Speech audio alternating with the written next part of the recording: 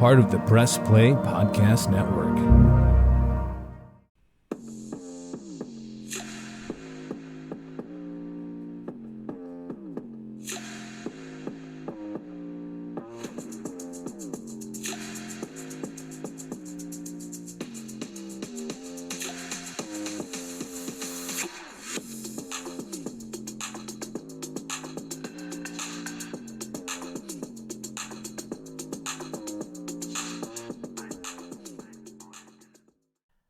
Hello and welcome to the Full 40 College Basketball Podcast on the Press Play Podcast Network. I am your host, Ben Billman, and I'm very glad that you decided to join me for another podcast. We are now past the halfway point in January.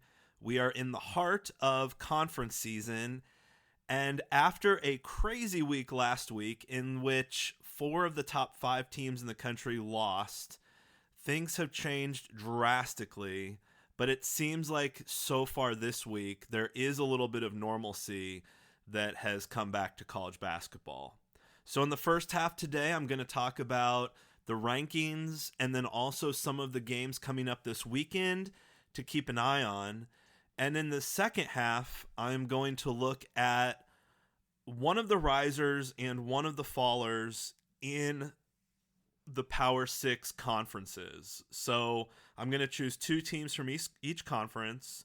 One team that I thought had high hopes of making the tournament and potentially having a pretty long run in the tournament that has fallen off the map. And then on the other side, a team that basically had no preseason buzz that has started off conference season fairly well and now has put themselves in contention for a bid come March. All right, so in the first half, first of all, let's review where we are in the top 25. So after last week with all the upsets that occurred, 4 of the top 5 teams in the AP poll all lost. The only team that did not lose was conveniently the team that moved up to number 1, and that was Connecticut. Now, if you ask me, is Connecticut the best team in the country? I think that's debatable. I think there's probably a couple teams that if they played on a neutral court, I would put above them. But based on the trends, based on what's going on with other teams, I guess you have to put Connecticut at number 1. So they moved up 3 spots from number 4 up to number 1. And the teams that did lose, Purdue, Kansas, Houston, and Tennessee, they all dropped, but they didn't drop very far. Houston was the biggest loser of that group because they did lose 2 games in a row. Now, they were able to recover and get a blowout win yesterday, so I feel pretty good that they've been able to stabilize a little bit, and I think Purdue, Kansas, and Tennessee are all going to be okay in the long term. Again, what we are seeing so far in conference season is that it doesn't matter who you play on the road in conference. Conference road games are very, very hard to win. Every conference road victory should be taken very highly, no matter who the team is. And so as we go throughout the season, keep an eye on that. Those road victories in conference, those are big wins. So we're going to keep an eye on that as well. Some of the teams that rose this week, and I was a little bit down on the ACC at the beginning of conference season. I thought North Carolina was a good team, but other than that, I really wasn't sure below that. But Duke has really been on a nice run recently. Duke falls at number 7. They rose 4 spots from last week, and North Carolina now is up to number 4. Again, they were a team that was able to take advantage of some of the top teams losing, and so they moved up to number 4 after being number 7 last week. A couple other teams that rose in the rankings this week, Baylor, Memphis, and Wisconsin. Those are all teams to keep an eye on. I don't know if any of them, other than maybe Memphis, can win their conference championship, but they continue to perform well. Auburn is another team. Bruce Pearl has them on the rise once again, and it wouldn't surprise me to see them in the title hunt in the SEC along with Tennessee and Kentucky. I thought it was a two-team race, and now Auburn looks like the third in there that could make a run at an SEC championship. After discussing the Mountain West a couple weeks ago, Utah State, at least right now, has risen above the rest of the field in the Mountain West. And don't be surprised, as I mentioned a couple podcasts ago, if the Mountain West gets 5 or maybe even 6 teams in the tournament. They're that good this year. Right now, Utah State is at the top of the heap. They sit at 16-1 and number 16 in the rankings. Creighton and TCU have also looked good. TCU is the biggest riser this week, going from unranked all the way up to 19th. They're a team on the rise. And then a couple other teams, Dayton, Mississippi, and Iowa State, all back in the top 25, all looking very strong. On the other hand, there were definitely some losers this past week. As I mentioned, 4 of the top 5 teams from the previous rankings lost, but all of them were fairly stable and able to maintain overall. But some other teams weren't quite able to do that. First of all, Arizona. Arizona currently has lost 4 of their last 9 games. And after looking like a team that more than likely would get a number 1 seed and stroll through the Pac-12 conference, now all of a sudden looks like a team that is struggling. And I still think they're the best team in the Pac-12, but they're really going to have to prove it. And there are a couple other teams that are definitely impressive to keep an eye on, and I'll mention some of those in a second. Illinois and Oklahoma have also fallen fairly drastically in the last couple games. Illinois looks like they might be out of the conference race with Trent Frazier in some legal issues right now. I don't know what's going to happen with that. And Oklahoma, I think, is just getting bogged down in the depth of the Big 12. I think they're a great team. They still have really good computer statistical analysis because of the strength of schedule. But when it comes to where they are right now in the AP poll, they are dropping drastically. The same with Marquette. I think the Big East and the depth of the Big East is definitely getting to Marquette as well. And again, this was a team that at one point was in the top 5, and they've fallen a little bit since the beginning of conference season. BYU has fallen slightly. They are down to number 20 in the rankings. I still have a lot of confidence, though, in BYU, and that they're going to be able to maintain and finish fairly strong in the toughest conference in America, the Big 12. Okay, outside of the top 25. First of all, Gonzaga is outside of the top 25 for the first time in forever. And I think they are in desperate need of a conference championship at this point. If they do not win the West Coast Conference, I don't know if they have enough quality wins to make it into the tournament. So that is going to be a storyline to keep an eye on for the rest of the year, is Gonzaga and what happens with them.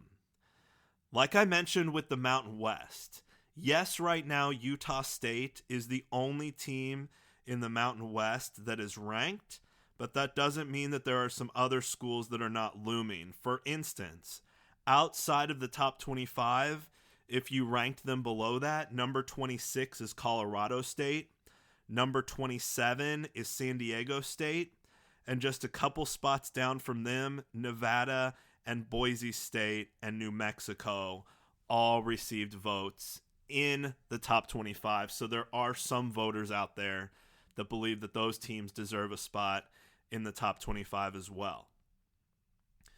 Okay, some other teams outside of the Mountain West to keep an eye on in the top 25, or that just are outside of the top 25. First of all, Alabama. They are near the top in the Southeastern Conference. I don't think they're quite at the level of Tennessee, Kentucky, and Auburn, But Nate Oates has that team playing a lot better basketball than they did in the non-conference season, and they're a team to keep an eye on.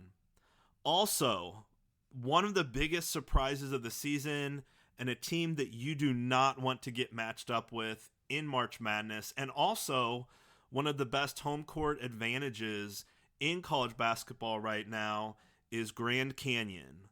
I have seen some clips of some of their home games. That student section is absolutely phenomenal, and they're a team on the rise. I would not be surprised if they were this year's Florida Atlantic, a team from a mid-major that comes out of nowhere and gets a fairly good seed and makes a run. Grand Canyon is a very good team, and it would be really fun to see them make it to the NCAA tournament.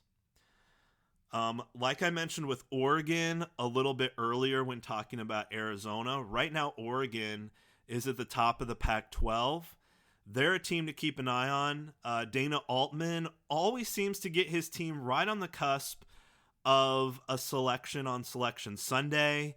They seem to be a team that's rising at the right time, and they're definitely a team that I will be keeping an eye on and talk about a little bit in the second half.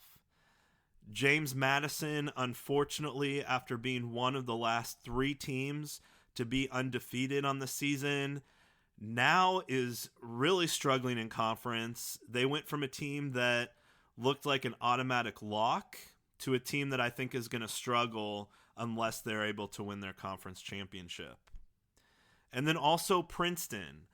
Princeton last year made a run to the Sweet 16 as a 15 seed after beating Arizona in the first round and then Missouri in the second round. And they could do something that would be pretty special. If they somehow did not win the Ivy League, I think they will. I think they're the most talented. They have the most experience. They're the best coached. I think Princeton will win that conference. But if they don't, this could be one of the rare cases where an Ivy League team has done enough to get an at-large bid into the NCAA tournament. So we will keep an eye on Princeton moving forward. Okay, so that's some of the update on where we are in the rankings. So I want to take a look ahead at what is coming up this weekend and some of the implications that go along with some of these games this weekend. So on Saturday, a big matchup in the Big 12 is Texas playing host against Baylor. Now again, Texas is a team that started off the year very high in the rankings, looked like a team that could potentially win the Big 12, but they are in desperate need of a win. They just lost to Central Florida, and they look like a team that is in desperation mode. They get Baylor at home. This could really be a make or break for Texas. If they lose this game to Baylor, they drop drastically in the rankings, and this is also a big game for Baylor to stay at the top of the rankings and have a chance to win the Big 12. So keep an eye on that one. Also, St. John's is playing host to Marquette. Now, as I mentioned earlier, Marquette has dropped fairly drastically over the past few games. They don't look like the team that started off really high in the rankings. And St. John's is a team I have a lot of questions on, but Rick Pitino's the coach. He knows how to win. He's got enough experience to figure out Marquette. That's going to be an interesting game, and really for St. John's, a loss here, and it's going to take a lot to get back into the tournament picture. Another Big East game, 2 teams right in the middle of the Big East right now. Creighton goes to Seton Hall in a matchup of 13-5 teams right there in the heart of the Big East. And again, this would be a quality win for either of these teams that would rank very highly when it comes to their strength of schedule and quality wins at the end of the year. I'll be talking about Cincinnati a little bit later, but they play host to Oklahoma this weekend on Saturday. And again, this would be a breakout win for Cincinnati if they were able to beat a struggling Oklahoma team. Cincinnati's got an interesting schedule so far, and again, I'll talk more about them. and what they've done this season. A big game for Iowa. Iowa plays host to Purdue. Again, Purdue right now is at number 2 in the country. In my opinion, even though they lost last week, they already beat Indiana this week. And I would be very surprised if they lost to Iowa. I think they'll beat Iowa. But if Iowa was somehow able to win this game, again, they're a team. Right now, I don't think I'd put them in the tournament. But a win over Purdue at home, that would definitely get them in that discussion. Houston is playing UCF. Now, Houston just lost 2 games in a row. They did win a game earlier this week. But Central Florida is coming off a couple huge wins in recent weeks over Kansas and Texas earlier this week. Can Central Florida continue the hot streak, go into Houston, and win a game on the road? And that would put UCF right in the discussion for an at-large bid. A big game in the SEC, Tennessee, number 6, is playing host to Alabama. Tennessee is definitely in the hunt for a number 1 seed in the NCAA tournament if they can continue winning. Right now they've been very strong. They have 1 loss in conference, but they definitely are holding up their end of the bargain when it comes to how strong they are this year. And they're taking on a scrappy Alabama team. Again, Nate Oates has stabilized that program after a shaky start. And this, if Alabama were able to win this game, they might even be discussed in that top tier of the SEC going into the second half of the conference slate. Big 12 matchup, TCU, number 19, plays host to Iowa State, number 24. Again, 2 teams in the Big 12, both sitting at 13-4 overall. I think both teams are in good shape when it comes to strength of schedule and being on track to get an NCAA tournament bid. But this, either way, whoever wins this game, it would be a quality win and an upper tier win to keep one of those teams at the top. UCLA is traveling to Arizona. Again, Arizona is only 5-4 in their last 9 games. UCLA has been a complete mess this year. But with the way Arizona is playing, I think this game could be wide open. Arizona desperately needs to get this win if they have any hope of keeping their Pac-12 championship aspirations alive. Another interesting game, Kentucky versus Georgia. I will be talking a little bit about Georgia in the second half. Kentucky looks like a title contender, though. They really do. They're playing great basketball right now, and Georgia is actually a team to keep an eye on this weekend. The game is at Rupp Arena, so it's not going to be easy, but Georgia has a real chance right now to get a significant quality win on the road against a Kentucky team that looks like they're going to contend for a national title. Another Big 12 matchup, and again, it seems like every matchup in the Big 12 this year in conference is going to be an absolute brawl. But Texas Tech plays host to BYU. Texas Tech number 25, BYU number 20. Both sitting at 14-3. And again, another game that's going to really determine positioning when it comes to the Big 12. 2 more games to look at. First of all, Villanova plays host to number 1 Connecticut. Again, I think Connecticut is a great team. Definitely a top 5 team. Are they the number 1 team in the country? Not exactly sure, but they have a chance to prove it when they go to a very tough place to play, Villanova. And Villanova right now is right on the edge of being in or being out of the NCAA tournament. So a win at home against the number 1 team in the AP poll would be a landmark victory for the Wildcats. And then finally, Auburn plays Ole Miss at Auburn. Auburn, again, is a team that I think is in the top 3 of the SEC and could definitely sneak in and snatch the conference championship.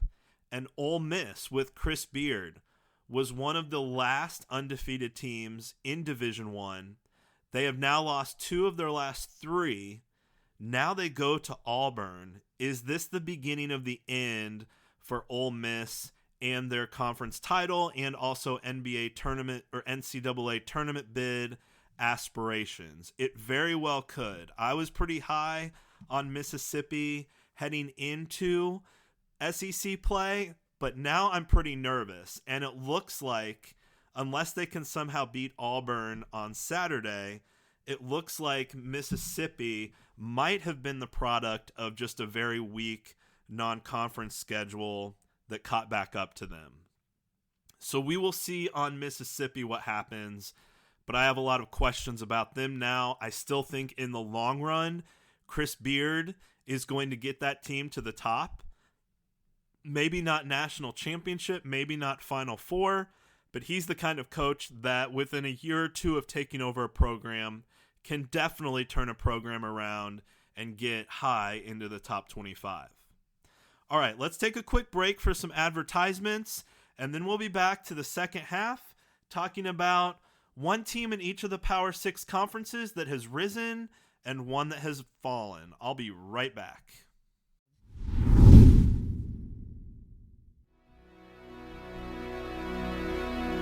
Hey everybody, it's Sam Amico from Cavs on the Break NBA podcast. Be sure to give us a listen for all your Cleveland Cavaliers recaps, analysis, breakdowns, draft talk, free agency. The list goes on and on. Give us a listen, Cavs on the Break NBA podcast. What's up, everyone? I'm Holly Wetzel. And I'm Tybus Powell. And we are your hosts of The Orange is Oranger, a Cleveland Browns podcast on the Press Play Podcast Network. We give you all the dog pound coverage that you'll need to get you through the regular season, hopeful postseason, and I'd say off-season, Tybus, but is there really ever an off-season for this team? Thankfully for our podcast, Holly, there really never is when it comes to the Cleveland Browns. Don't miss our breakdown of each week's matchup, game recaps, and any and all news out of Berea to feed your Browns appetite. As we know, Holly, dogs gotta eat. Yes, they do. So hit that subscribe button and never miss an episode of the Orange is Oranger, Cleveland Browns podcast on the Press Play Podcast Network. All right, welcome back to the second half of the Full 40 College Basketball Podcast. Here in the second half, I want to take a look at teams that are on the rise and teams that are on the fall, looking at each of the Power 6 conferences. So let's pretend like college basketball was the stock market and we were looking for teams to invest in and teams to sell. I'm going to go conference by conference through the Power 6 and choose one team that it's time to buy and one team that it's time to sell. So I'm going to start with the ACC, and the first team that it is definitely time to buy stock in this team is North Carolina State. NC State sits currently at 13-4 and 5-1 in the ACC. And this is a team that didn't have much preseason hype, but when you look at what they've been able to do, they did get off to kind of a slow start with losses to BYU and Mississippi earlier in the season. But after a close loss to Tennessee, they have now reeled off 6 wins out of their last 7 games. Their only loss was to North Carolina, who is the best team in the ACC right now. And currently they sit at 5-1 in the ACC, right there at the top with North Carolina. It's time to start buying stock in North Carolina State. In a conference that has 2 teams at the top, NC State is making a real push for that third best team in the conference, and I think they can do it. They've got a fairly easy schedule coming up. They don't play North Carolina or Duke again until the second and third to last games of the season. So they have a real chance here to go on a nice run and continue what they've been able to do over the last couple weeks, winning 6 out of 7. Now, looking at where they stand in the Massey ratings, and again, I prefer the Massey ratings to KenPom, and right now NC State sits at number 46 in the Massey ratings. That would put them right on the bubble when it comes to March Madness. And if they can get on a more of a winning streak and continue to perform at a high level, I think they're a shoo-in to make it to the NCAA tournament. Now in the ACC, the team that I think has been the most disappointing, and at this point, I don't think they're going to make it to the NCAA tournament, and that is Miami. Miami was a Final Four team from a year ago, had a great run, upset a lot of good teams on their way there, including Houston and Texas, before falling short against Connecticut. And it looked like Miami was going to enter this year really strong, top 25. They had 2 earlier losses at Kentucky and against Colorado earlier this year. Those might have raised a little bit of concern, but it looked like they were doing okay, 11-2, 2-0 in the ACC. But since then, they've lost 3 out of 4, and 2 of those losses have been at home to Louisville and Florida State. Florida State doesn't bother me as much, but to lose to Louisville at home, Louisville is the doormat of the ACC. And not only did Miami lose, they lost by 9. So right now Miami sits at 12-5, only 3-3 in the ACC, and they have a pretty tough schedule coming up. A lot of road games coming up here in the next week. 4 of their next 6 games are on the road, and after that 6-game schedule, they then have North Carolina at home. They still have to play Duke, and they have North Carolina twice on their schedule. Jim Larinaga is a great coach, but if there was a team in the ACC that I would sell right now, it would be the Miami Hurricane.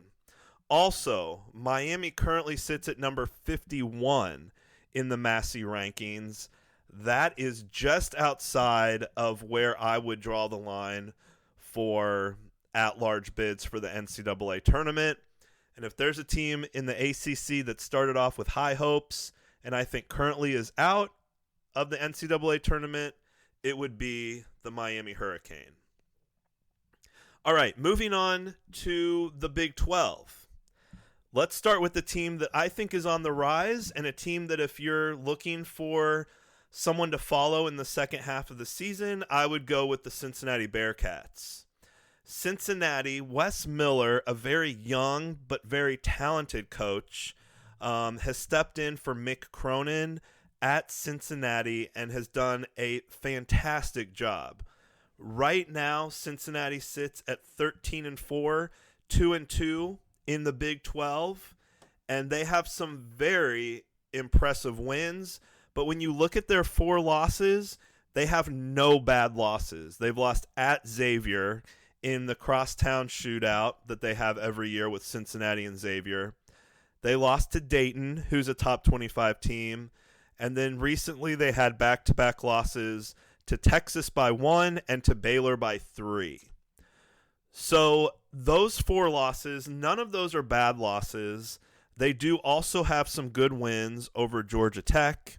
They also beat BYU on the road, and then they're just coming off an overtime win over TCU. They have a fairly manageable schedule, which is hard to say in the Big 12. But for this being their first year in the Big 12, Wes Miller has done a fantastic job to get them to 2-2 and a real chance to finish in the middle of the pack and, in my opinion, make it to the NCAA tournament. Now, it's not going to be easy because, as we all know, the Big 12 is so difficult. But right now, Cincinnati sits at number 42 in the Massey ratings. This is a good position for them.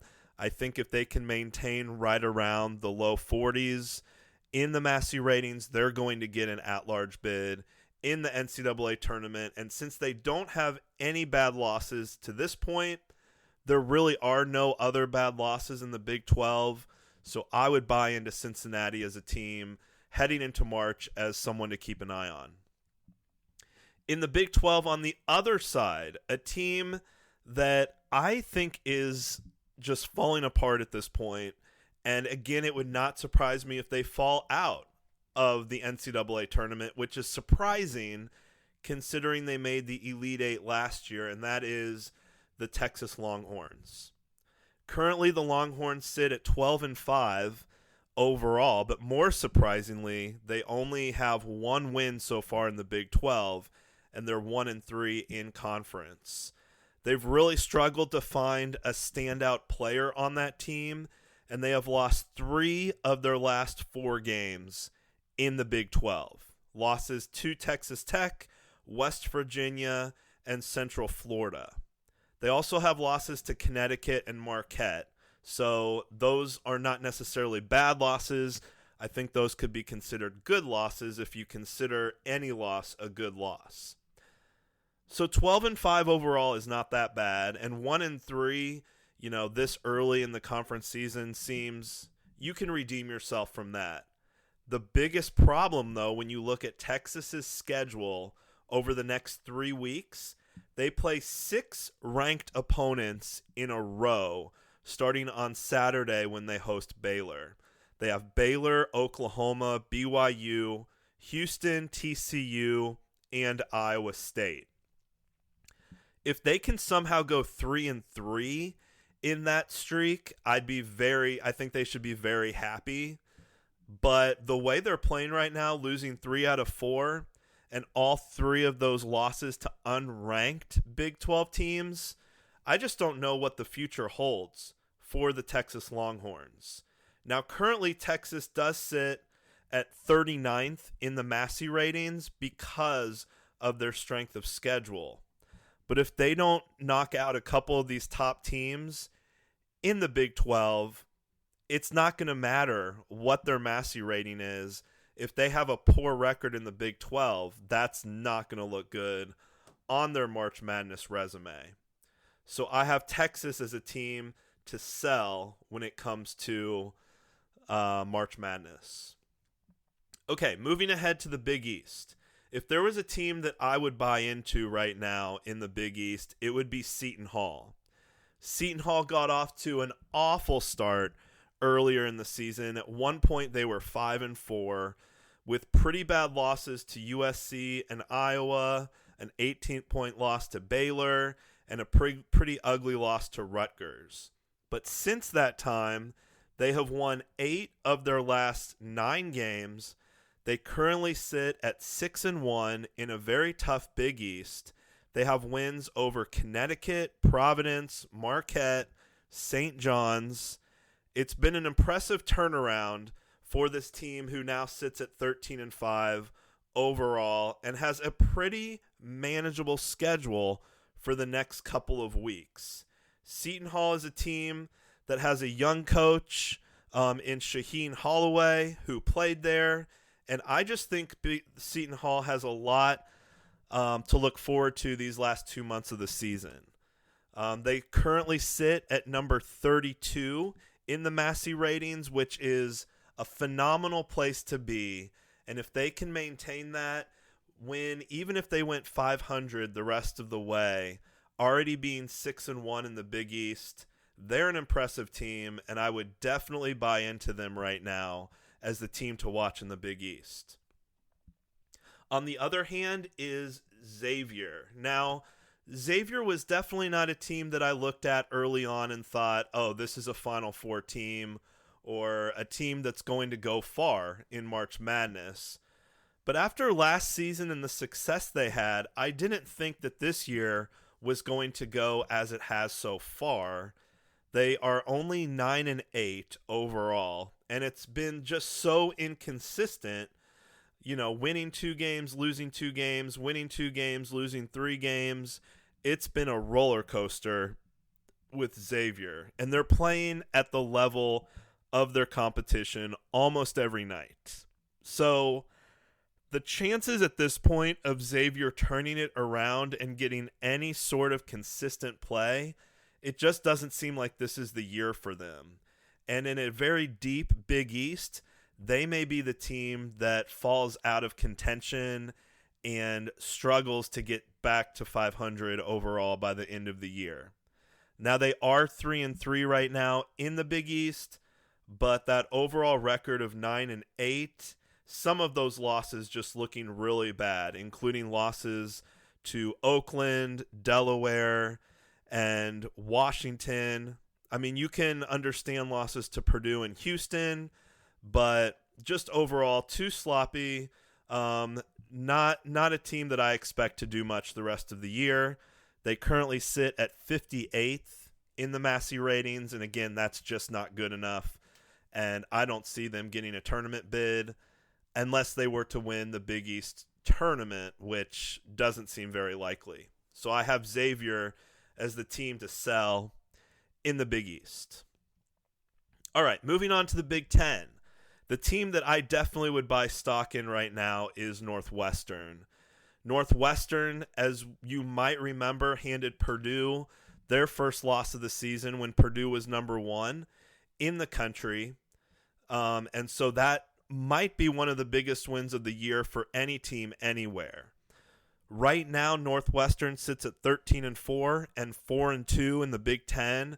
A very solid start for them, and not only have they beaten Purdue, but they also have wins over Michigan State and Maryland, which aren't the most impressive, but when you consider that Northwestern definitely did not have huge aspirations and lots of expectations entering the season, it's pretty impressive.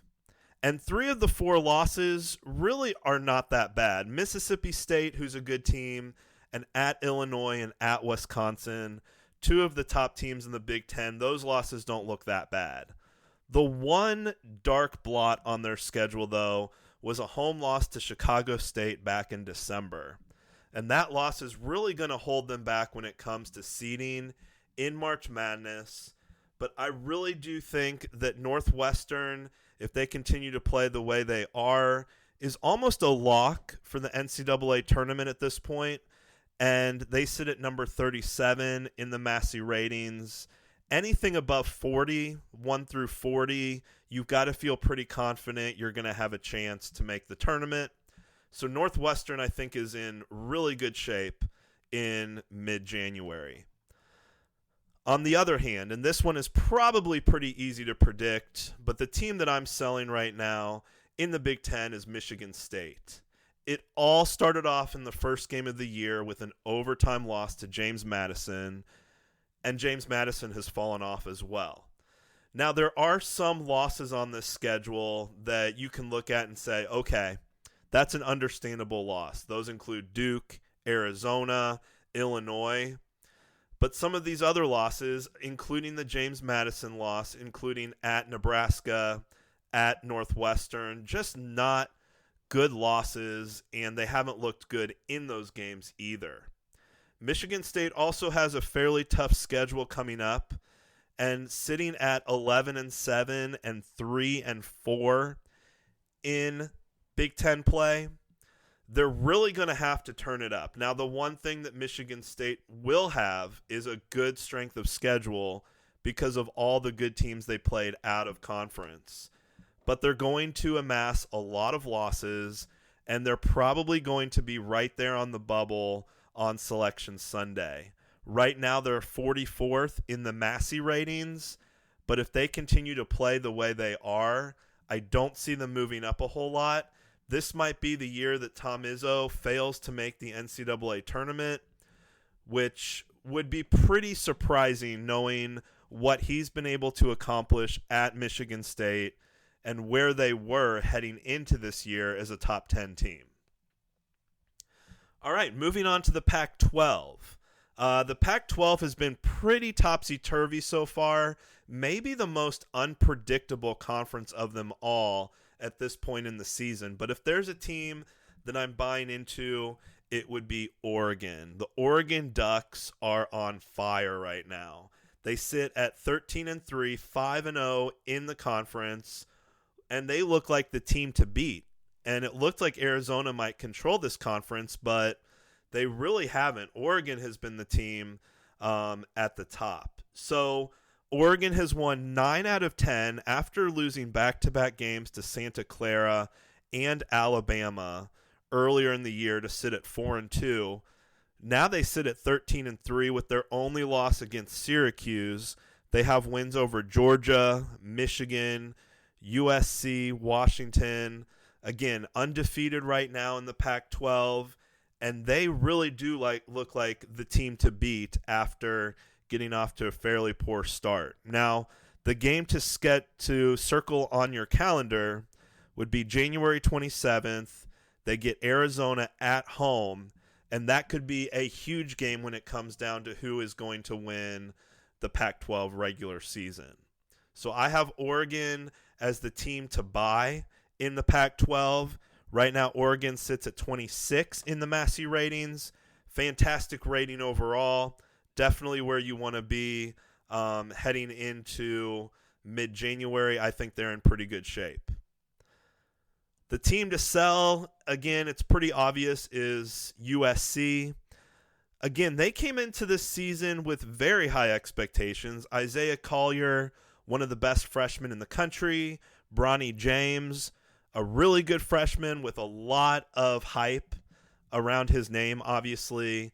The media has followed this team relentlessly, and it looked like they were going to get off to a good start. In their first 5 games, they started 4-1 with wins over Kansas State and Seton Hall. But since then, they've lost multiple games. They've lost 9 games since then. They currently sit at 8-10, 2-5 in the Pac-12. And it just doesn't look like they have any chance at the NCAA tournament. This might be the only year they have Isaiah Collier.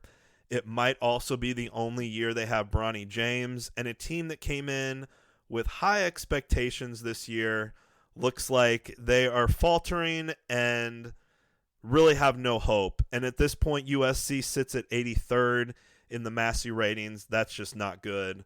I think that it's going to take a miracle for them to make the NCAA tournament, and they're just not at that level. So they've been a big disappointment this year so far.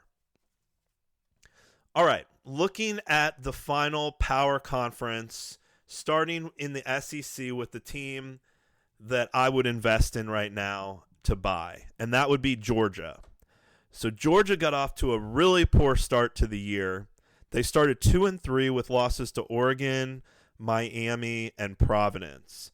But since that point, Georgia has gotten to 13-4. They're 11-1 in their last 12 games.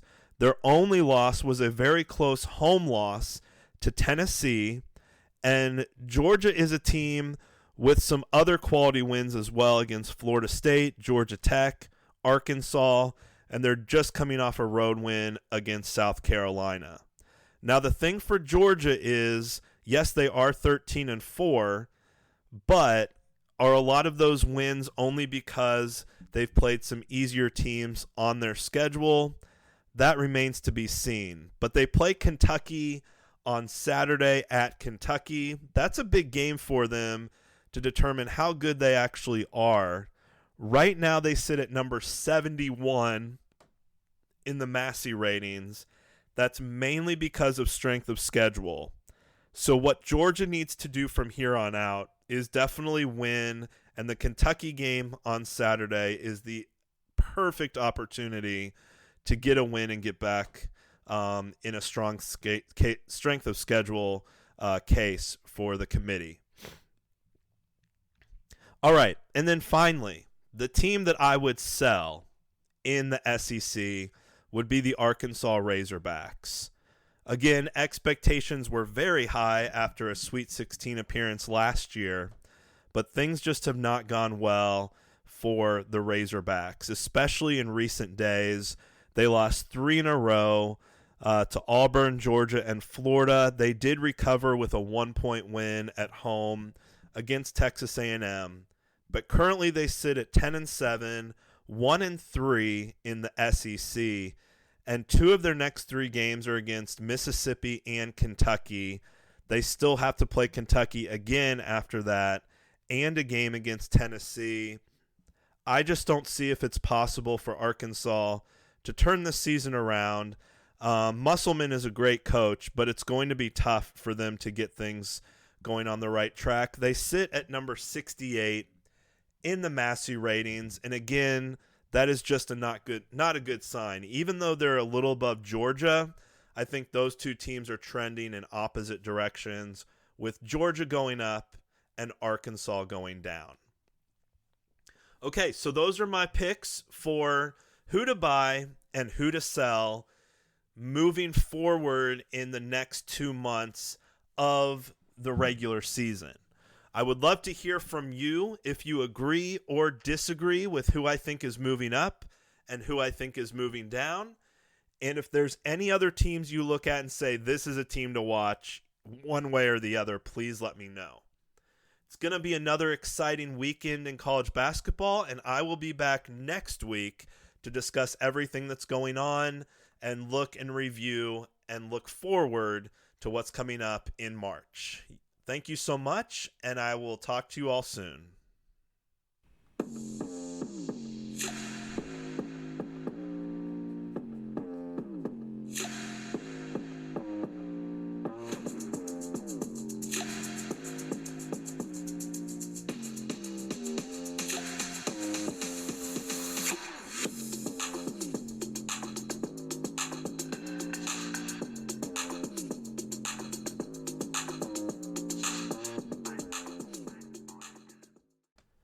Thank you for listening to the Press Play Podcast Network. To follow us on X, look up Press Play Pods. For sponsorship plans and more information, please email admin@pressplaypodcast.com.